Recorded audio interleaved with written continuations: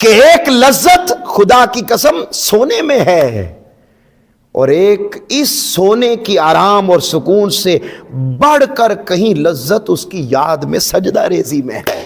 تاجدار کائنات صلی اللہ علیہ وسلم کی مبارک ذات چونکہ سب سے زیادہ پاکیزہ تھی، آپ کا من چونکہ پاک تھا، ہر وقت آپ کا من ایسا تھا، دل ایسا تھا جس دل پر خدا خود ہر لمحہ نگاہ ڈالے رکھتا تھا، تو اتنا پاکیزہ تھا۔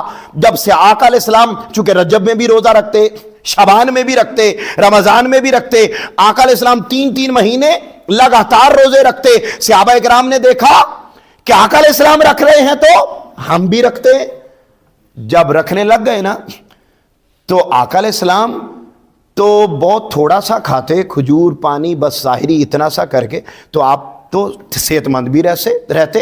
فرماتے آقا علیہ السلام نے مجھے اللہ نے 40 افراد کے برابر جسم میں طاقت عطا فرمائی، تو اتنی طاقت اور قدرت تھی۔ اچھا، اب صحابہ کرام نے جب ایسا ہی کیا تو وہ لگاتار روزے رکھنے کی وجہ سے کمزور پڑ گئے۔ جب کمزور پڑے، ادھر گرنے لگ گئے، ادھر گرنے لگ گئے، چلا نہیں جا رہا۔ آقا علیہ السلام نے دیکھا اور پوچھا ماجرا کیا ہے؟ پتہ چلا یہ آپ کی سنت سمجھ کر مسلسل روزے رکھ رہے ہیں۔ آقا علیہ السلام نے فرمایا ایکم مثلی، اے صحابہ تم میں سے میرے جیسا کون ہے؟ کیونکہ مجھے اللہ بھی کھلاتا ہے اور اللہ ہی پلاتا ہے۔ بھائی یہ ڈیفرنس کیوں آیا؟